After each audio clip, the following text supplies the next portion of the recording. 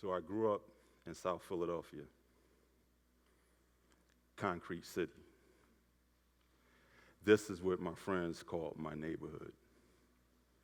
See, we didn't have trees or grass. We just had concrete.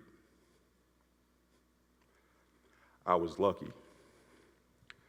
I had my grandmother, and she loved gardening. She had one of the best gardens in East Germantown. From her perennials to her annuals to her rose garden that she adored. And I haven't even begun to talk about her vegetables. But I'm going to tell you a secret. I hated working in my grandmother's garden. But as I became older, I began to appreciate gardening and why my grandmother loved it so much. At the age of 23, I started my career in horticulture, working with the Pennsylvania Horticultural Society. Now, and I was helping people plant vegetables and flower gardens.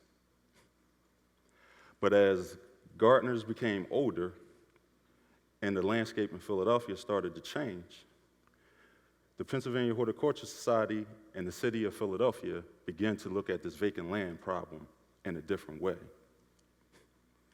And to be honest with you, I didn't think cleaning and greening vacant lots would work. I didn't think it was sustainable.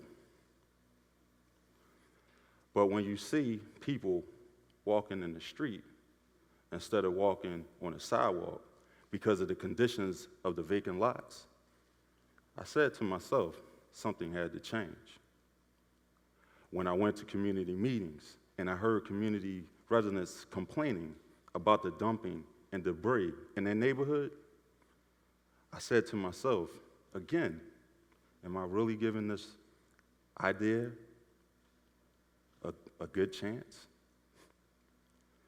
See, Philadelphia has over 40,000 vacant parcels in its inventory.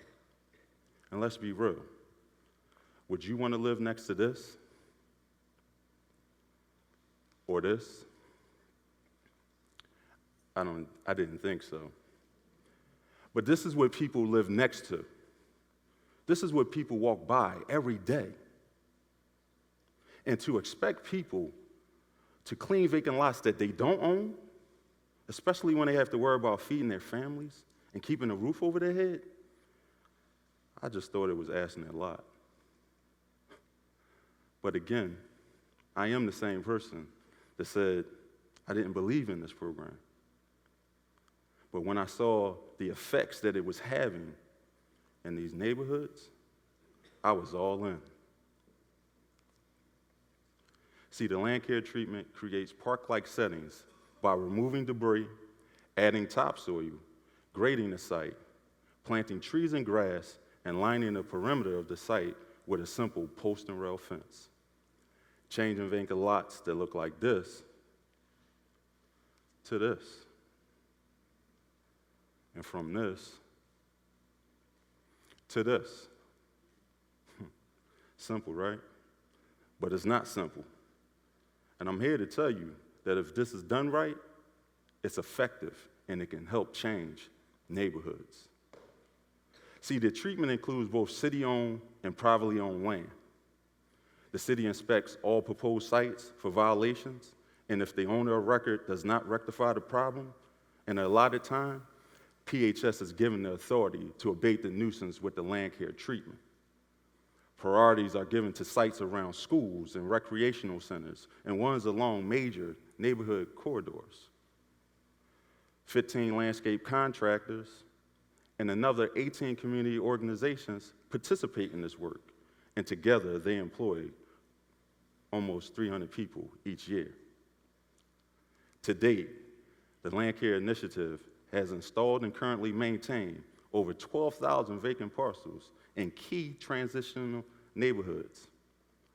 That's 1/3 of the vacant land that's currently that's currently being managed under this program. And by the way, we have another 1,600 properties that's transitioned into new uses like housing, community properties, and green space amenities. But something else happened, something else that we didn't expect. Again, we started this program to clean and green vacant lots.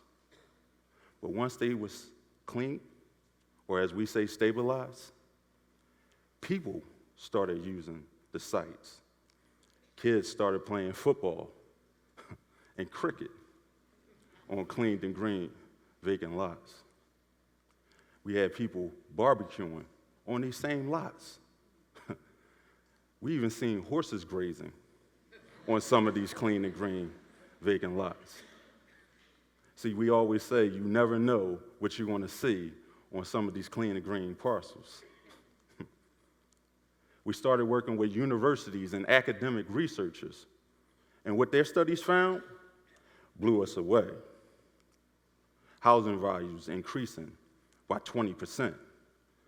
People exercising more. Gun violence being reduced by 29%. And people that live within a 5-minute walk from a clean and green vacant lot had a reported 69% decrease in feeling of depression.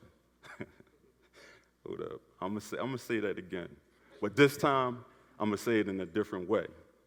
So if you clean and green vacant lots and you maintain them, these are all the benefits that's gonna happen. Just something to think about, right? So I propose this question to you. So what do you want to do when you see a vacant lot? Are you going to jump on this movement? Because I just told you, right? There's over 40,000 vacant lots in this city.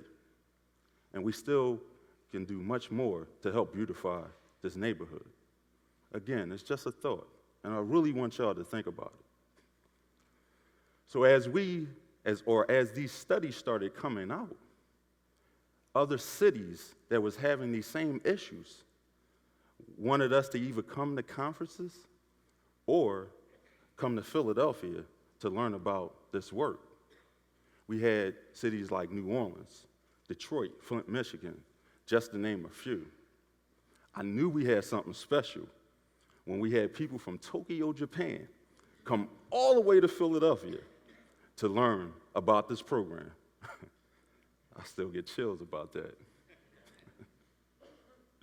So this is Rittenhouse Square, a park in downtown Philadelphia.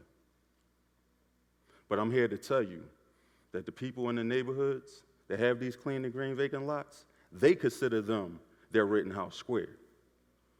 So when you're driving down the street and you see these vacant lots, don't consider them vacant lots. Consider them community assets and how they could be helping change someone's life. Thank you.